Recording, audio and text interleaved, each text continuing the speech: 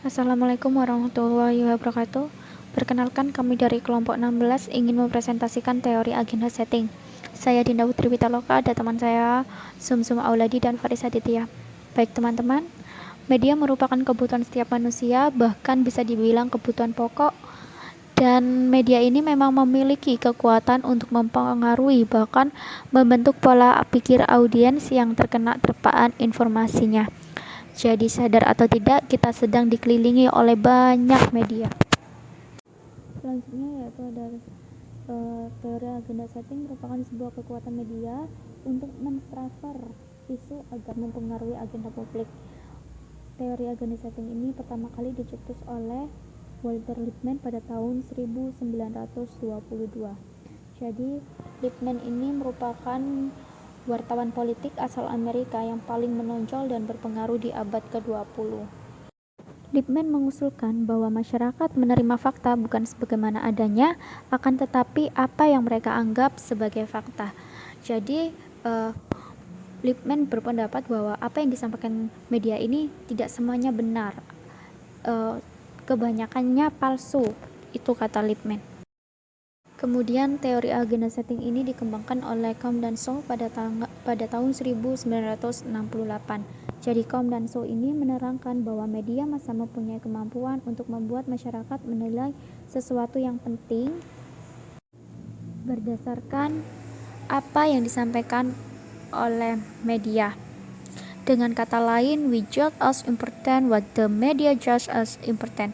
Bahwa media selalu dengan sengaja mempengaruhi audiens dengan informasi dan berita yang disampaikan melalui media serta memiliki tujuan tertentu.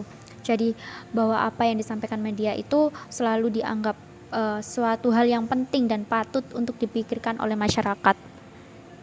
Selanjutnya ada teori agenda setting, yaitu dengan mengatur opini publik. Jadi media ini mampu membentuk sebuah realita terhadap audiens, atau media tidak bisa mengatakan apa yang kita pikirkan, namun media bisa mengatakan hal-hal apa saja yang harus dipikirkan sehingga akan mempengaruhi opini publik terhadap isu-isu yang diberikan. Contohnya di dunia hiburan yaitu pemberitaan mengenai hubungan Ayu Ting Ting dengan Raffi Ahmad.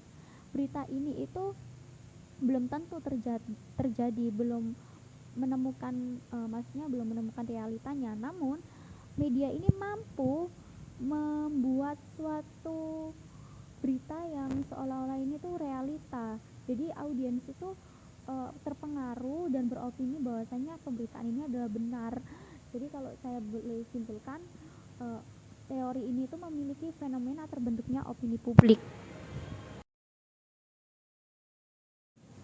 Berikutnya ada asumsi dasar agenda setting. Jadi asumsi dasar agenda setting ini merupakan proses di mana media menentukan apa yang dipikirkan oleh audiens dan apa yang disampaikan audiens akan terpengaruh.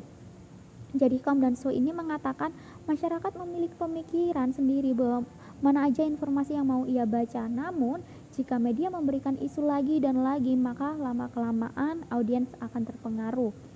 Jadi asumsi dasar agenda setting ini ada dua. Yang pertama itu ada pers dan media tidak mencerminkan kenyataan mereka, namun menyaring dan membentuknya. Jadi maksudnya tuh media ini menyaring isu-isu yang sedang diperbincangkan oleh publik. Dia menyaring untuk yang penting-penting, setelah itu dia siarkan ke media gitu. Terus yang kedua ada konsentrasi media pada beberapa isu dan subjek, membuat publik menganggap isu-isu itu lebih penting daripada isu-isu lainnya. Jadi media ini berfokus pada satu berita. Jadi kalau berita itu disiarkan terus-menerus, maka audiens akan berpikir berita ini penting dan isu-isu lainnya tuh tertindas oleh berita yang sering disiarkan oleh media tersebut tuh. Nah, di sini ada contoh teori agenda setting. Yang pertama itu ini berita yang sedang banyak diperbincangkan oleh publik ya, mengenai Mayang adik almarhum Vanessa. Jadi adik Vanessa ini merilis lagu untuk dipersembahkan dalam acara 40 hari almarhum kakaknya, yaitu Vanessa. Dari sini kita coba pikirkan apakah berita ini penting bagi kita gitu. Nah, inilah kemampuan yang dimiliki oleh media. Media tuh mampu membuat hal yang tidak penting menjadi penting gitu. Jadi kan ini kan nggak terlalu penting ya buat kita, tapi media tuh terus menerus memberitakan soal ini, jadi kita tuh penasaran, si audiens ini penasaran, ini berita apaan sih, kok ternyata ini Mayang kok malah ngerilis lagu ya, padahal itu 40 harian harusnya ke pengajian, bukan merilis lagu. Jadi hal yang tidak penting menjadi penting untuk masyarakat gitu. Yang kedua, kita ambil dari program televisi yaitu The Police. Ini The Police mainnya di Trans 7 ya. Nah, acara The Police ini itu kita bisa lihat bahwa mereka melakukan tugasnya seperti penilangan, menegur orang-orang yang nongkrong tengah malam, dalam globalnya melakukan pengamanan, tapi dengan hal yang tidak menyebalkan gitu loh. Jadi ya ini tuh tersebut agenda polisi yang membentuk citra polisi yang tugasnya yaitu mengayomi masyarakat gitu. Selanjutnya ada fungsi agenda setting. Jadi fungsi penentuan agenda merupakan suatu proses linier yang terdiri dari 3 bagian, yaitu ada agenda media, agenda publik, dan agenda kebijaksanaan. Agenda media ini prioritasnya masalah-masalah yang harus dibahas dalam agenda di media yang harus ditentukan. Jadi kayak misalnya itu jam pagi harus meliput ini, sore harus meliput ini, di hari Senin harus menyiarkan berita ini dan sebagainya, seperti itu.